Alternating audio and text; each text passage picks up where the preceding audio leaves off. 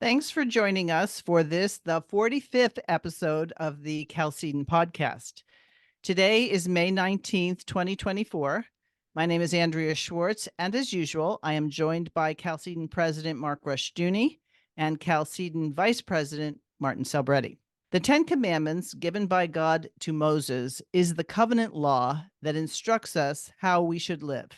Every social ill can be traced to violations of or just outright disregarding as to how we are to relate to God and to man.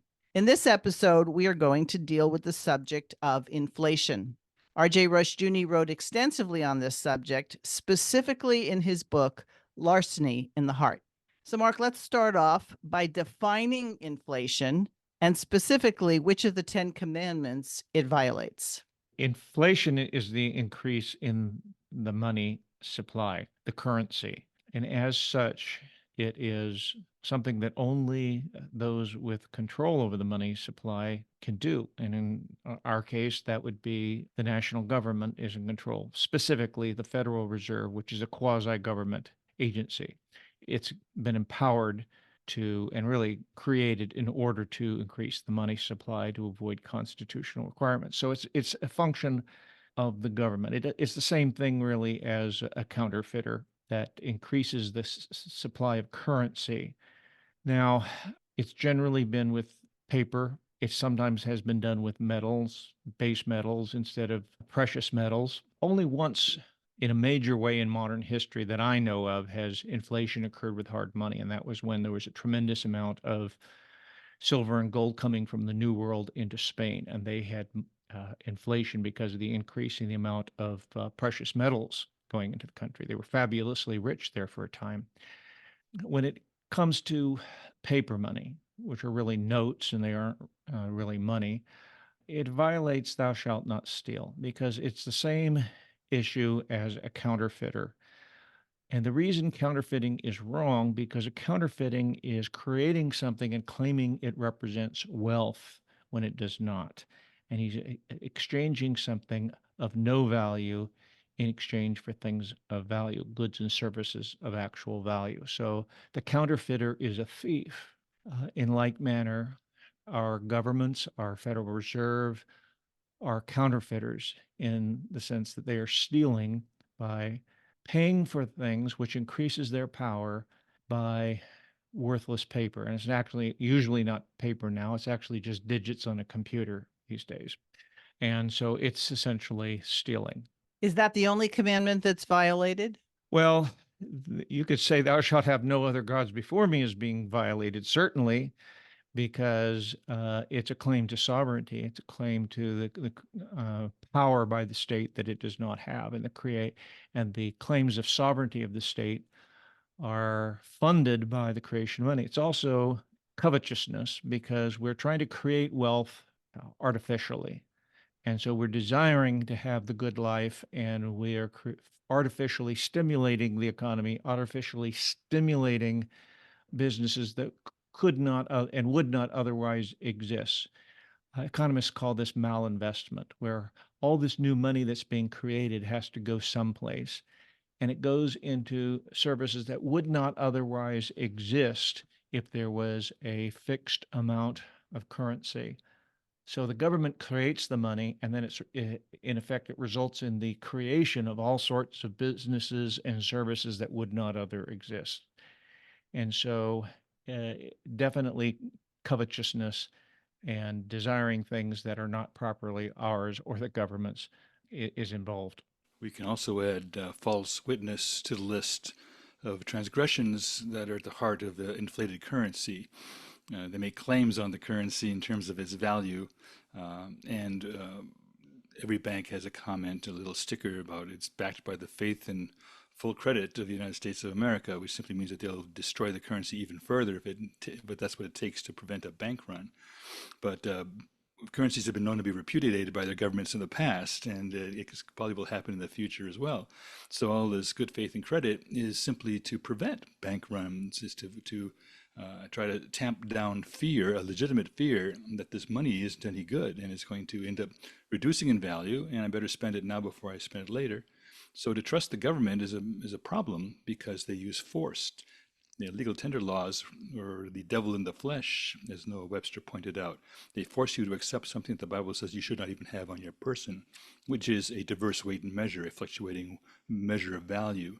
And therefore, being a fluctuating measure of value is an abomination to God. And then it's treated as if it was not. And that, of course, is false advertising, it's false witness. So there's a whole suite of commandments that are at stake, starting with, as Mark pointed out, having no gods before me, because the state takes on godly attributes when it controls money, also education. So this two pair of things that it attempts to control are attempts for it to become the god of the system. And if you cross the state, then of course they have sanctions for those who don't follow through with their rules. For example, someone who developed a silver dollar here in central Texas was thrown in jail for his Liberty dollars. They tried to find some way or shape or form to say that he did not have the right to market these true silver coins as having the value they had, which is astonishing because they were true witness, but the people who were promoting the false witness coins, the Federal Reserve coins, they're the ones who were able to drive out the honest currency. So, yeah, it even protects the thieves at the expense of honest money. And they also control the narrative, which is the essence of false witness. So Dr. Rajuni's book was entitled Larceny in the Heart. Is larceny categorically different than theft, Martin? They're basically the same thing. There's a larcenous intent. It's the plan to gain an advantage over somebody else or something else. Someone else has to lose in the process. So, larceny is a key element here.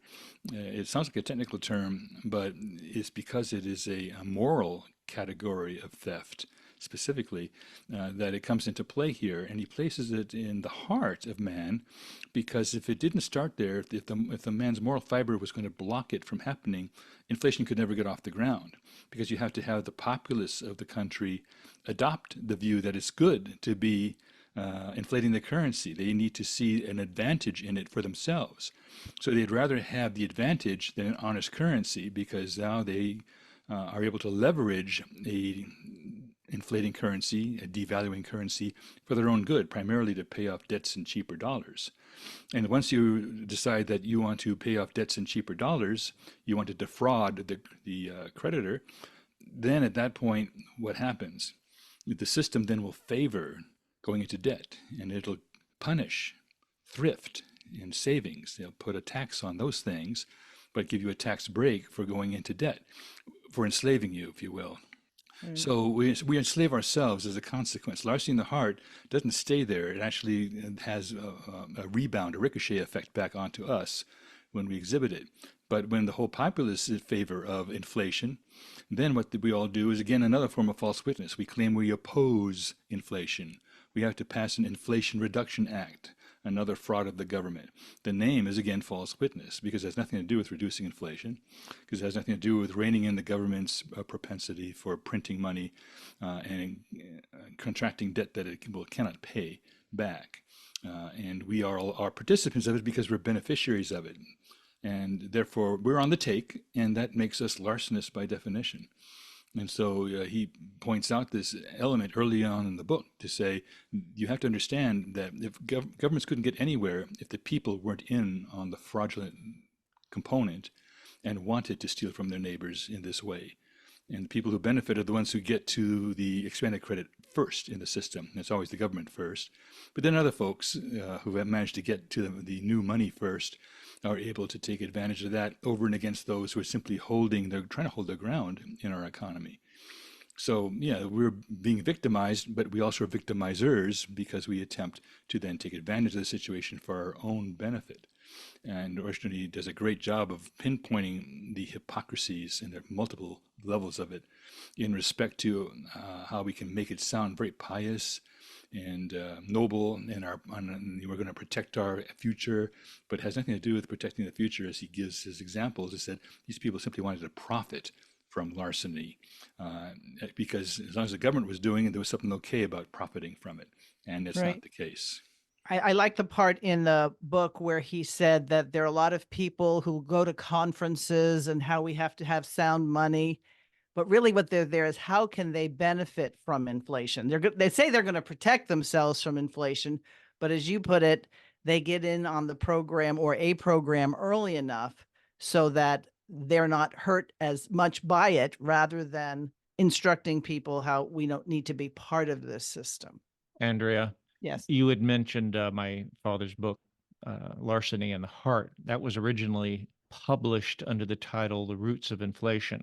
And for all his writing ability, I think sometimes my father's book titles left something to be desired, because people assumed the title Roots of Inflation meant it was a historical overview of some sort on where inflation comes from, or the federal, the nature and how the Federal Reserve works or something. At any rate, when we republished it, we decided to retitle it because the root of inflation he was talking about is much like the New Testament admonition, the love of money is the root of all evil. It's the moral issue behind inflation, and that's what the book was. So that's why we retitled it Larceny and the Heart, because it's that desire to gain an advantage through theft that is really what inflation is all about. One Okay. must wonder if he had expanded with that original title with one word, how well it would have sold. It didn't sell great in the first place under the roots of inflation.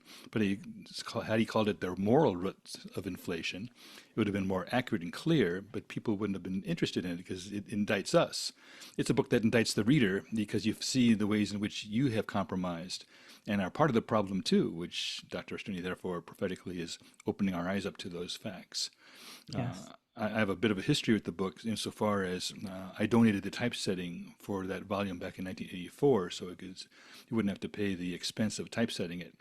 And it's been retypeset in the meantime, obviously, to a more modern, easily to read standard. But it was clear that what he was attempting to do with the book had to do with moral roots and not the historic roots, as Mark said. So he probably selected that title without trying to give away what he was talking about. But yeah, it was better labeled the larceny in the heart, because And it really that does is one point of it the out. chapters in the book. So you Yeah. didn't just make that up whole cloth. That is one of the chapters that he named in the book. Yeah, and a central one too, because that's the axis around which the rest of the book really rotates. Okay, Mark, your father stated that fraudulent civil governmental monetary policies rely on and instigate a conflict of interests among the people. Explain how that works. Well, the whole idea of my father has made the point numerous times in various places in his writings that the Bible teaches a harmony of interests, and it's sin that divides man. And we're talking about a manifestation of sin, and when we're talking about larceny and the desire to sell, to advance themselves over others by means of inflation, and this is an act of government, but when we live in an inflationary world, when man's savings, which is good, man's capital in the form of currency is being devalued, then it has major implications for society. And then the blame game begins.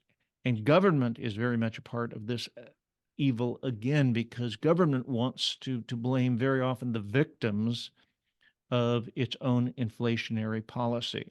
And again, the motive for a government to inflate is its easy power. When you control the money supply, the currency, let's say, when you control the currency and you can create currency through the use of the Federal Reserve, then you have power. Money and currency represents a purchasing power, a very great power, and that's how governments' power in before our lifetimes began, certainly, has really been developed. Our Right. governments today, modern governments, would not have anywhere near the power they had if they had not assumed this power of controlling the currency. And so the blame game is the government wants to blame the victims. The governments will say, well, it's the business owners, it's the corporations that are increasing prices. They're taking too much profits, when in fact increase in prices only have to be passed on to the consumer. So ultimately, inflation has been called the hidden tax, and it's very true because everybody ends up paying more because your currency is increasingly worth less. And as the currency is worth less and less because there's so much of it, then prices start to go up because people realize the currency isn't worth as much. And so it's reflected in prices, and costs go up, prices go up. And we're in an inflationary cycle right now. And there have been various times in my lifetime, certainly when inflation has been fairly intense. Back in the 70s, there was time of a very rapid inflation. We're in another one of those cycles now. But blaming all the wrong people is basically encouraging this conflict of interest. And it's saying it's the part of this group of society, somebody gets blamed, and when we don't know about anything about economics, we often accept this, that it's the grocer's fault or the corporations that control agriculture or big business or the bankers, or one aspect of society or another gets blamed. Well, let's blame the counterfeiter. Let's blame our government. We should point out that the government depicts itself as the noble one when it comes to this issue. Under Keynesianism, they say, well, look, we want to get 100% employment. Therefore, we have to be flexible with the money supply. Inflation, therefore, is a tool to get everyone employed. So they put forward this goal of full employment and say, therefore, human beings are more important than this technical point about how much money is there and circulating and dollars chasing goods, etc. But the reality is this mechanism eventually collapses, apart from being theft in the first place, right off the bat. So they ignore that part. But even given their premise, they can't even make good on their goal because they don't achieve 100% employment either, because destroying the currency essentially destroys the foundations of value in a society, including that of labor. So, but they're not going to give up this story, this narrative that they have, that they are the ones who have empathy for the poorer and the worker because we're taking the steps to see that employment is improved. And that's always been the calling card of Keynesianism, is that we're putting full employment as the priority. And everyone else who doesn't, well, they're damnable for neglecting their fellow man. And so now we have this moral tension, but it's a false one. It's a false one. It says no better than Judas Iscariot saying, why wasn't this spikenard sold and the proceeds given to the poor? When in fact all he wanted to do was steal from it. So John Maynard Keynes, who invented at least one of the modern forms of inflation, certainly was able to couch his program in noble terms, but we need to see past the facade and the fraud of it to realize that the second he engages in government-controlled theft, he's not the friend of the poor or of the working man. He's his own friend. Okay, to follow up on that, Martin, the IRS, the Internal Revenue Service, and now the income tax happened pretty close to the formation of the Federal Reserve. And it looks like when you look back at the time, everybody was saying, well, they're just going to tax the very rich. So you begin to see this idea, as long as it doesn't touch me, it's going to be fine. Would you say that an inflationary economy guarantees a tyrannical socialistic state? It certainly energizes the mechanisms to achieve that. And I think man's moral nature tends to drag in that direction almost inexorably. I'd be surprised if you could give me counterexamples. I imagine it's possible that we don't get there, but it's not because the ingredients aren't present. The recipe is about complete. So that would be my take on it. This is a heady brew that's being mixed up. And you have to trust the government not to abuse its powers. And that's a false trust. Dr. Rushdoony in this book talks about the difference between distrust of somebody and other forms of suspicion. It just simply means that we cannot put all our trust in anything but God. Putting trust in man, by the way, has a built-in penalty. We've talked about this before in Jeremiah 17:5. Cursed is the man who trusts in man, who makes flesh his arm. That is and that's what we do with the government. We trust them with the currency, and they say no one but us can be trusted. Well, then nobody can be trusted because they can't be trusted.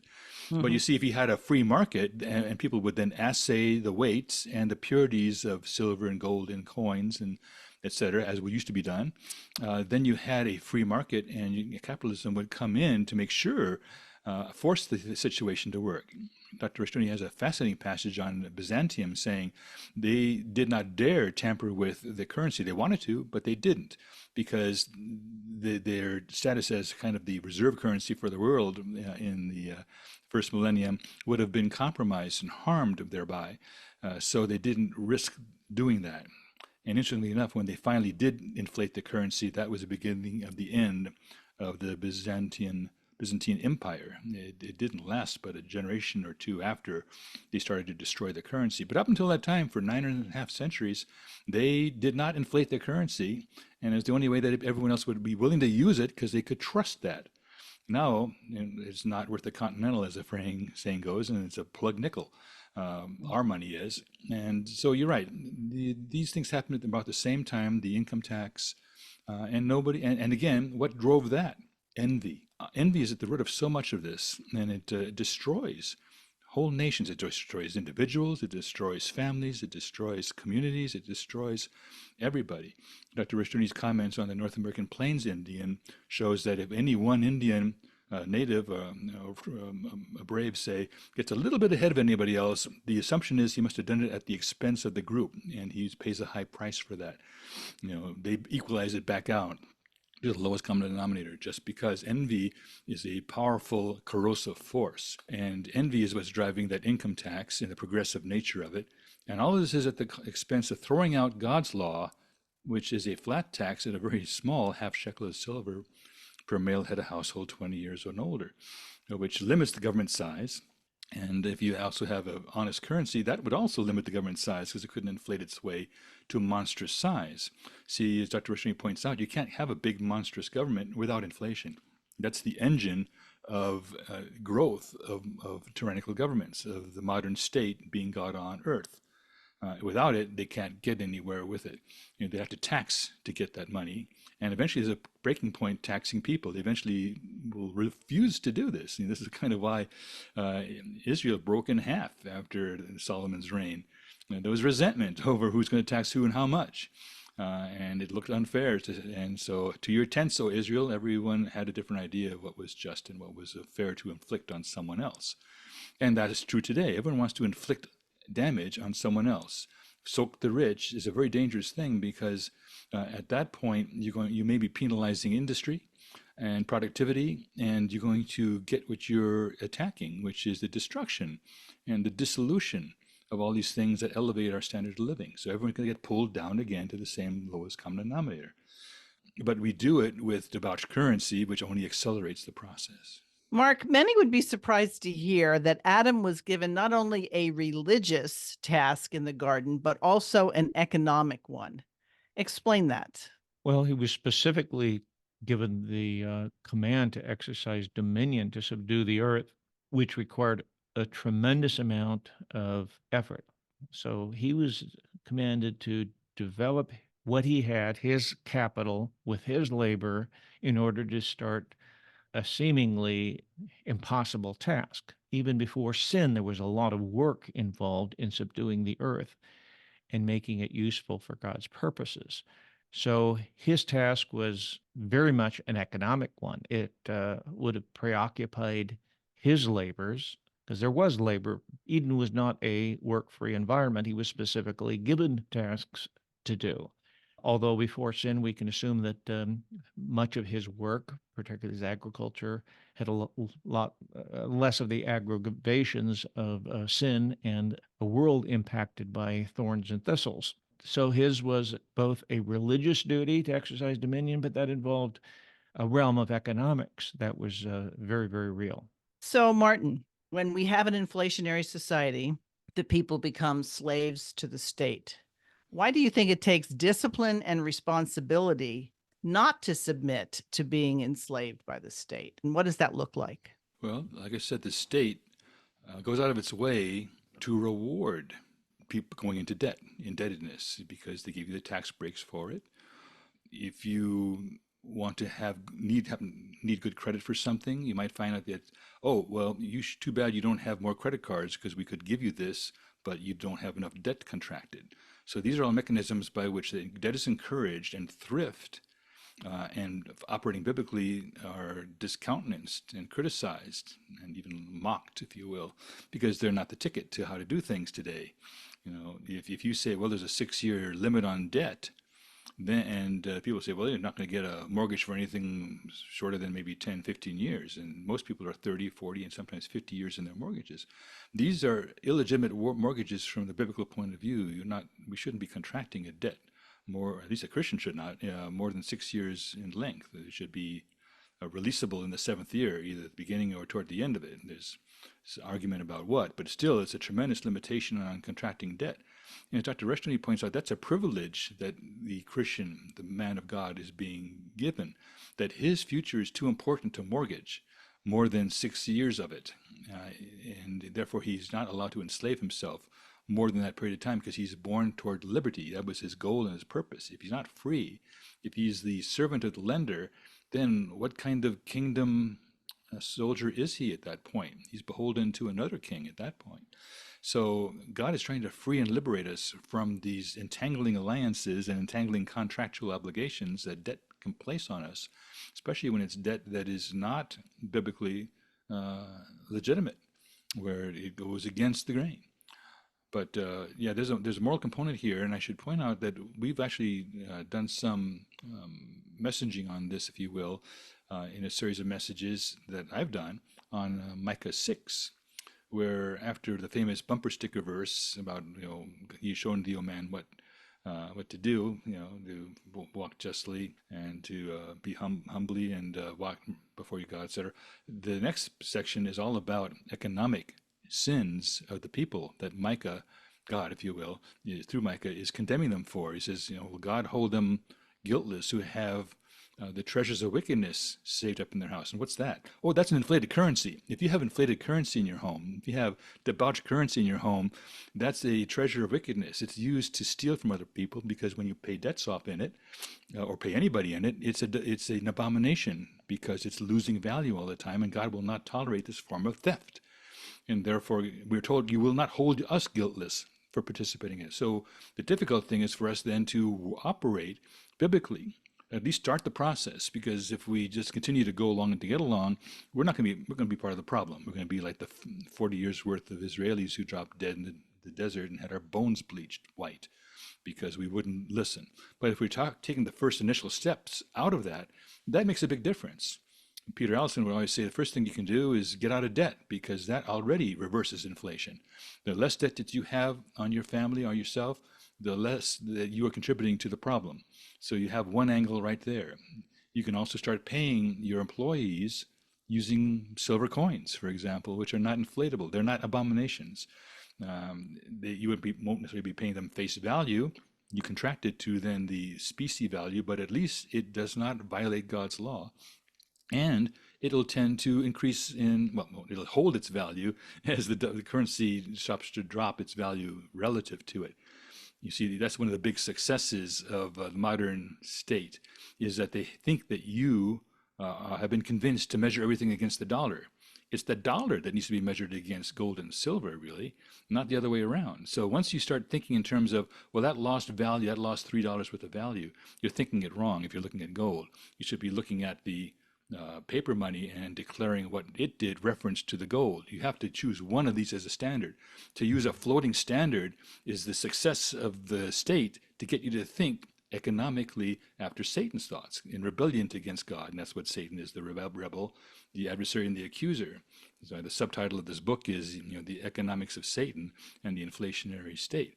What's the economics of Satan? Well, that's the second that you premise all of economics on an abomination that you're not allowed to possess. And since everyone is in on that, we have to work to reverse that. And those are the steps that would be taken: getting out of debt, reducing that debt. Every step is a step in the right direction that takes debt out and liberates us at the same time. So it's biblically required that we do it, but it also is liberating. God is not putting something hard on us. He's actually benefiting us if we would realize that this strong medicine leads to health, leads to economic health. Everything else is going to end up causing a depression, because all inflation is a repressed depression, as Rushdoony argues successfully, in my view.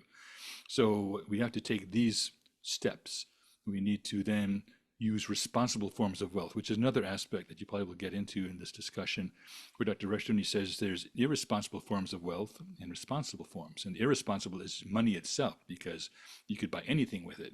So it doesn't require you to work it like land would be, or a herd of cattle. You have to invest some energy and production into some of these forms of wealth, because they're not geared, they don't just sit there in a bank.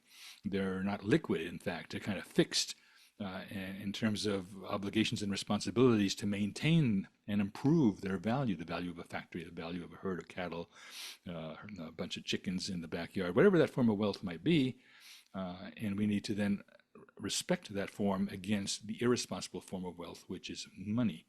And once you have a lot of money in circulation, guess what you increase? Irresponsible conduct, because the irresponsible form of wealth is here at the center. And once accessible, the heart of man is fully set in him to do evil, and the hearts of the sons of men are going to glom onto that and start to act accordingly with irresponsible forms of wealth. So responsible forms of wealth first, getting out of debt, and then starting to operate using actual true money and not the kind of false money that happens to have a Federal Reserve stamp on it. Because again, legal tender claims, the only reason that they put that on is to force you to accept it. The legal tender laws are there to force you to accept bad money. And it's only placed on bad money. There's no reason to put legal tender. You have to take this note or this thing or this object or this coin for payment if it's an actual solid gold coin or an actual silver coin that's pure and weighs properly. You would accept it automatically. You don't have to be forced to it. But the government uses its force to require us to accept abominations, and that's what makes it the economics of Satan, in essence. It allows rebellion and compels rebellion against God's law through our currency. So, Mark, 2024 is an election year, and inflation is and will continue to be a major topic.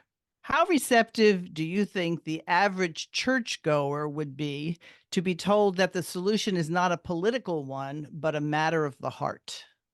Getting people to understand the moral nature of something like inflation is a tough sell. Everybody alive now has grown up with inflation. We knew our grandparents, we heard our parents and grandparents talk about, how they went to the movie theaters for, a nickel, how inexpensive land was 40, 50 years ago or more. And so rising prices, which are an effect of currency inflation, are part and parcel of our existence, and trying to get people to understand them, because it is so common, it is so understandable to them. People don't want to look too hard on them. It's just a lot of people just accept that as a fact of life and don't want to get into the why.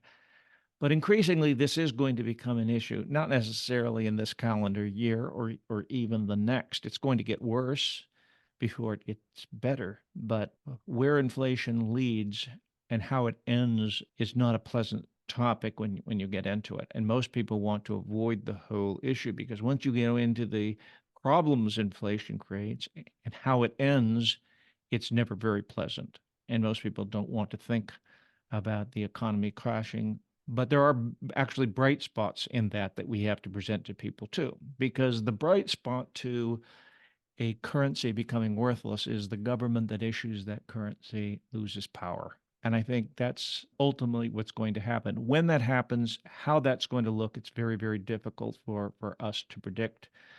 My father thought that runaway inflation was possible. I can remember him talking about it even in the 60s and 70s and what was ahead. But one thing you have to give the Federal Reserve some credit for is they're fairly good at managing the economy, but it's a losing game and it's going to get worse. So we have to continue to educate people. And times like these, where inflation is on everybody's thoughts, because it isn't always on people's thoughts, it's just sort of something that happens and it creeps along. But when you go, I was at the restaurant yesterday, my grandkids were ordering from a children's menu, and a children's a meal at the restaurant for a hamburger was $9.99.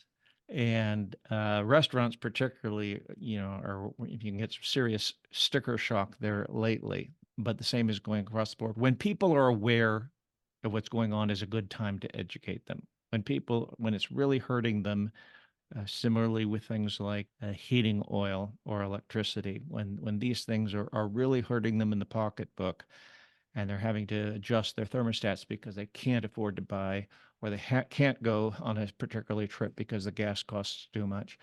That's a good time to start educating people. This is what the real problem is, but the solution is going to be a difficult one, and the problems our society goes through until it gets to that point is going to be a difficult one. But the point is, we have to make that case so people have the right attitude, because the danger of when things start falling apart, and instead of accepting the blame, the government is going to become more authoritarian. We're going to fix the problem by more intervention in the economy.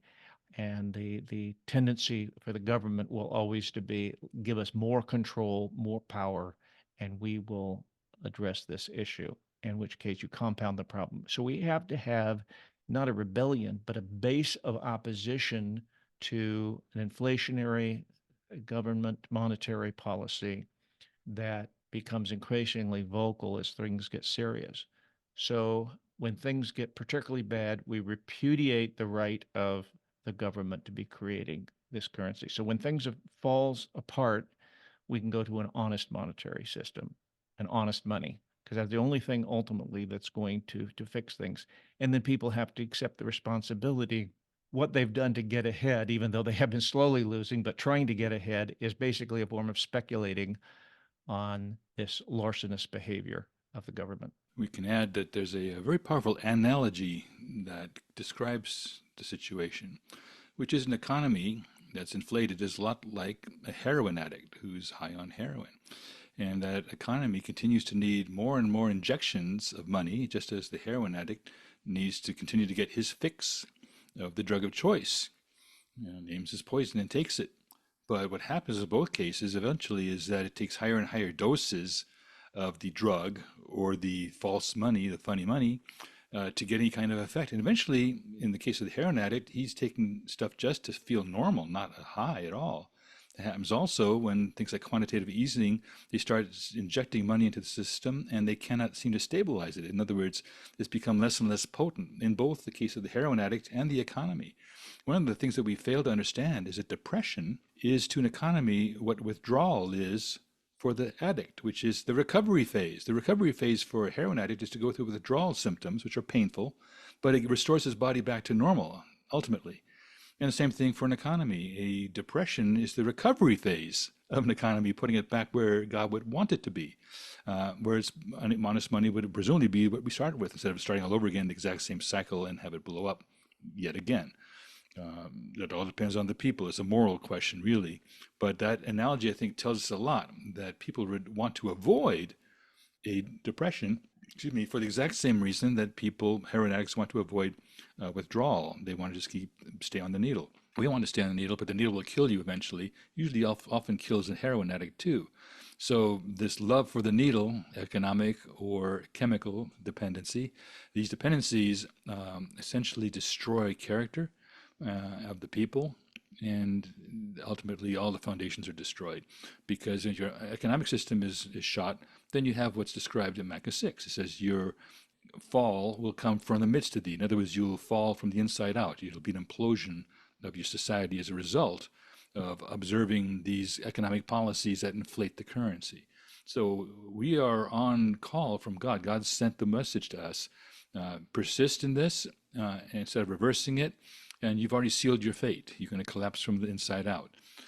So we have a choice. We need to either be part of the solution and work towards saving the situation biblically, following God's requirements with honest money.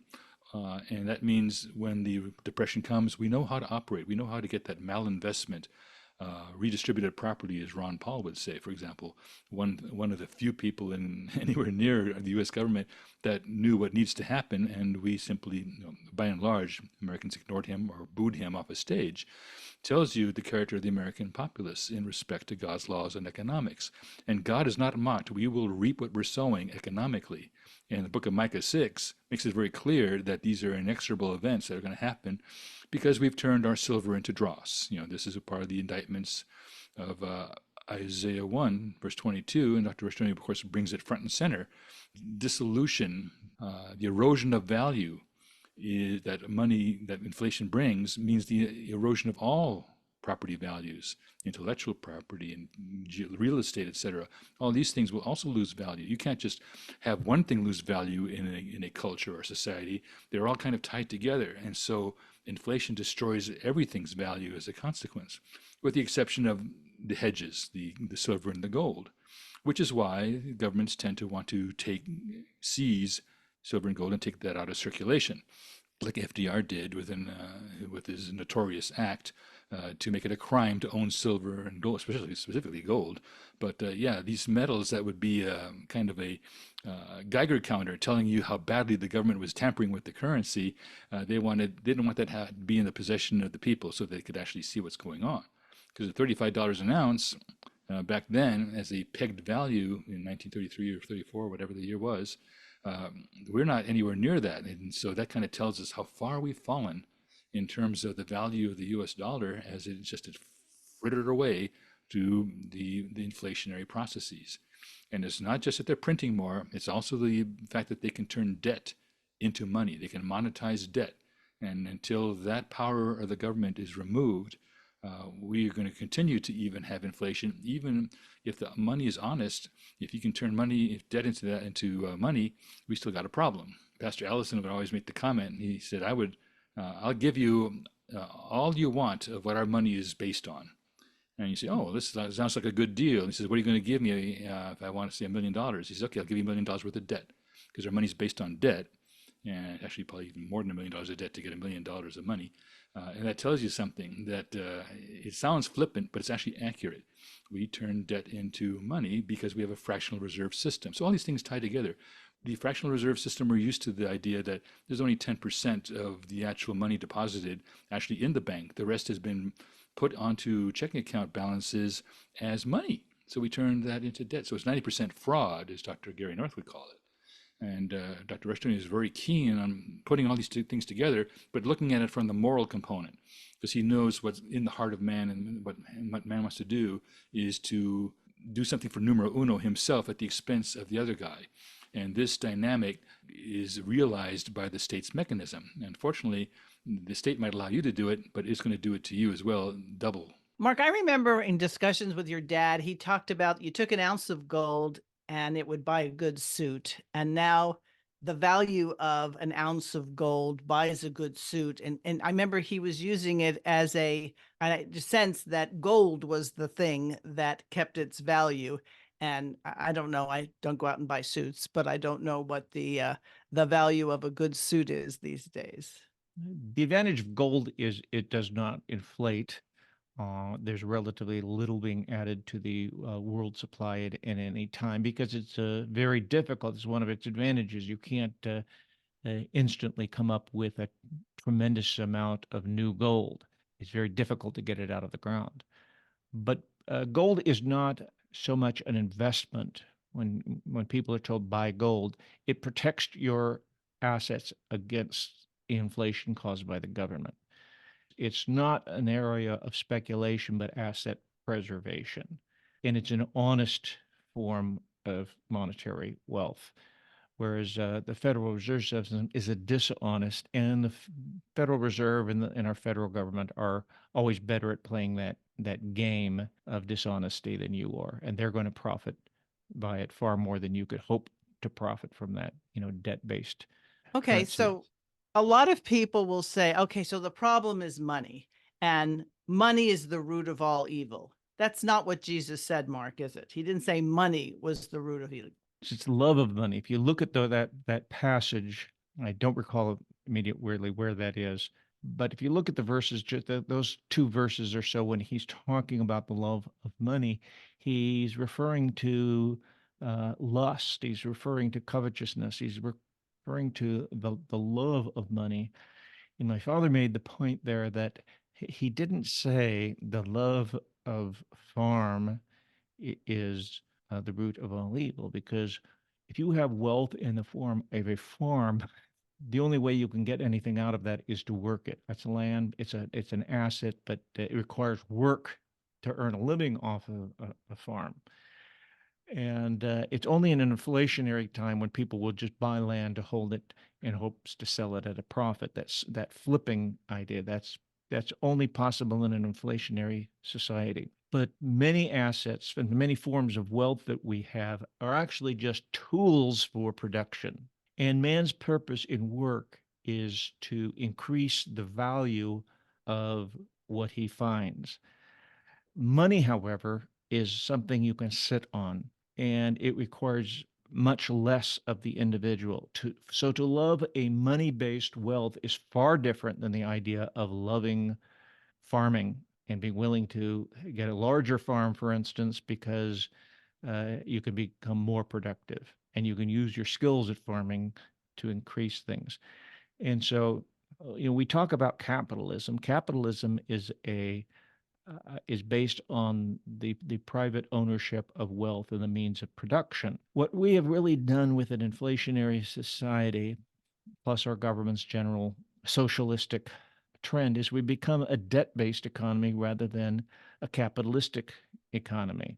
And we operate in debt. The government goes into debt, they create money, they monetize that debt actually and turn it into currency. So we're all sharing this, all this, the extra money. When the banks are eager to lend you money, that money has been created by the government out of nothing, and it represents debt that is going to be shared by all taxpayers and all consumers, really, because it's that hidden tax that it costs us.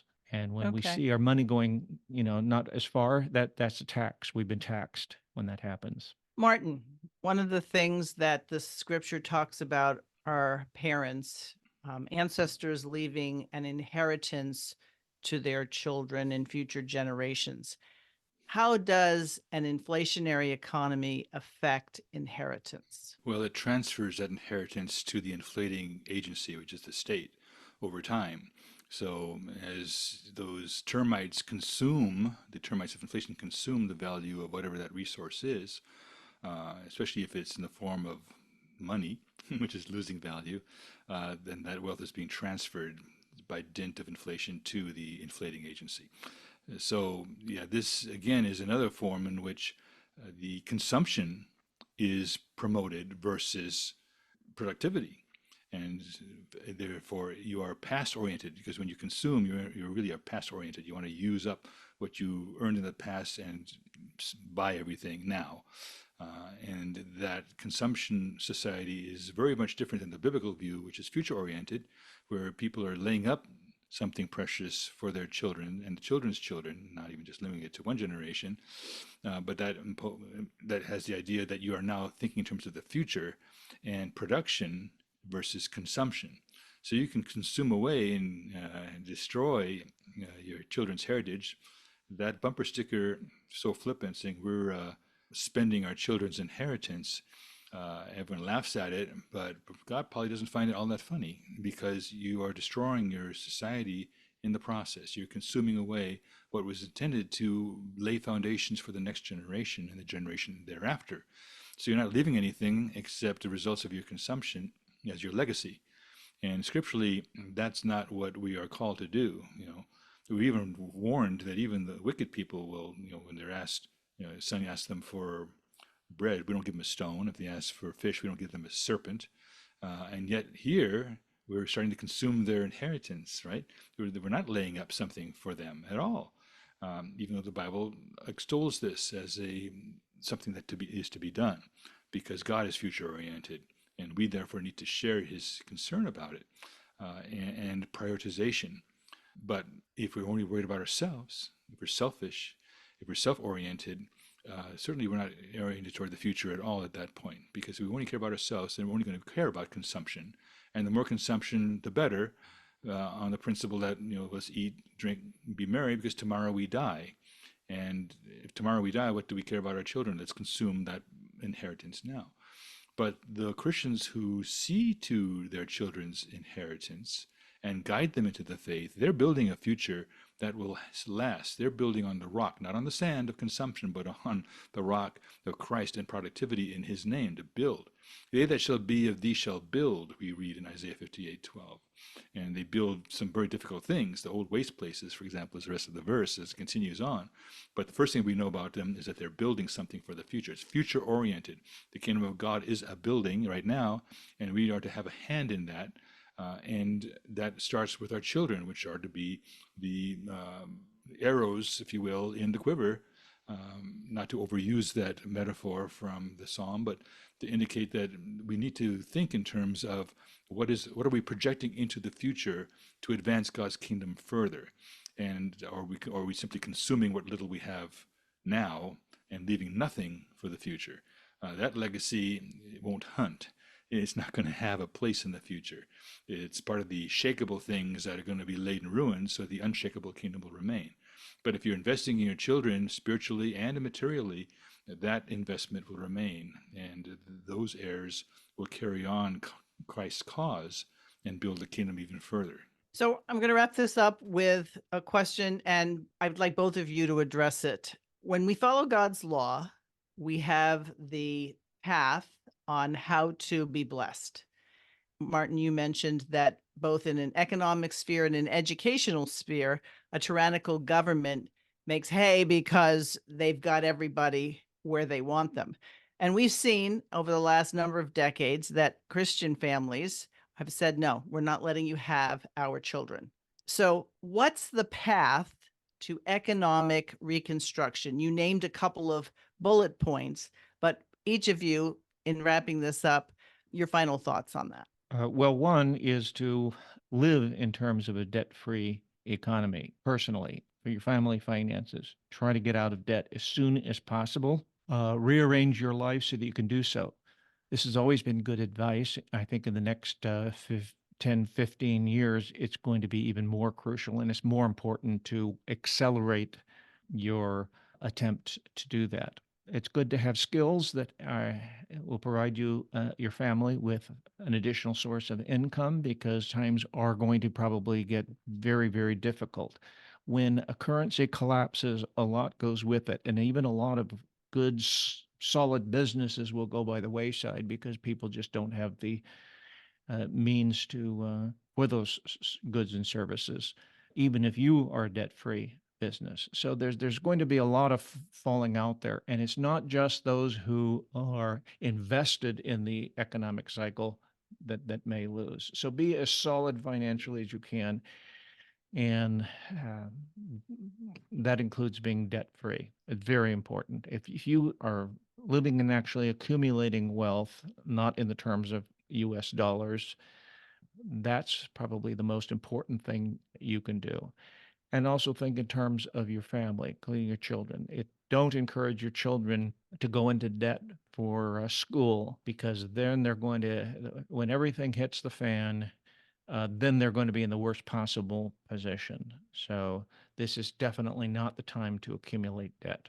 So being debt-free is probably the single most important thing you can do to prepare for the years ahead, and understand the nature of inflation. So just within the past week or two, the president made some comment about they were fighting inflation by all the money that they'd been giving people. That's the cause of inflation, is passing legislation which then the Federal Reserve funds by creating more money to have more inflation.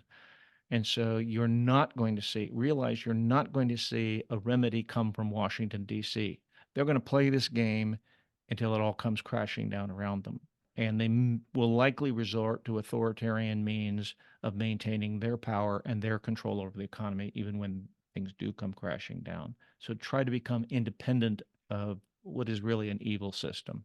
Well, the system exhibits its evil because it forces many families who have drank the Kool-Aid, the Federal Reserve Kool-Aid, into having two incomes, requiring two incomes. And boy, Isn't it interesting how the children have to go to public school because we can't certainly afford that private school or homeschooling under this circumstance? We have two wage earners. Well, but with an honest money, we would have had that. We would have not had a lot of things, but the family itself is now being targeted as a result of inflation. Mark is right. The first goal is to become debt free. It's going to be the key to getting women to be like the Proverbs 31 woman, where they can extend their hand to the poor and needy. That's not a very easy thing to do in an inflationary scenario.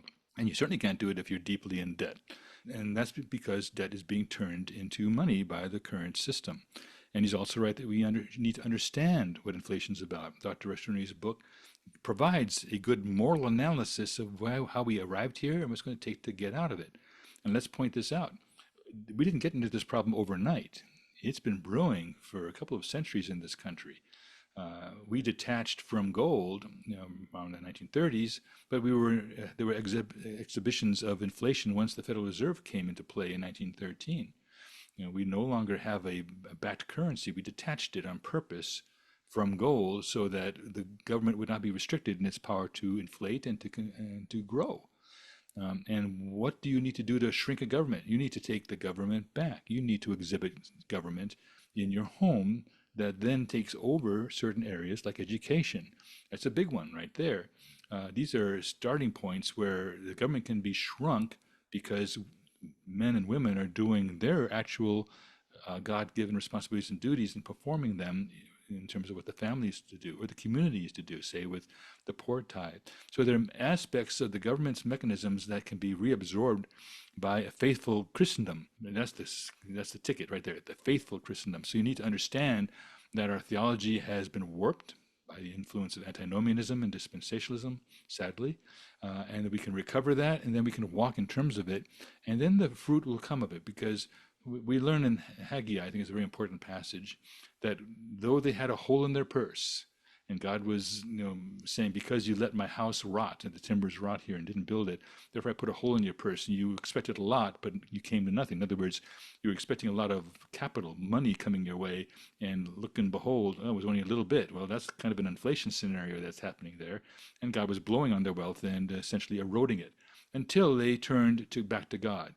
And as soon as they started to take the very first steps away from self-rule, and then in terms of God's rule instead, and obeying God is not themselves, then those sanctions that God imposed on the people were lifted.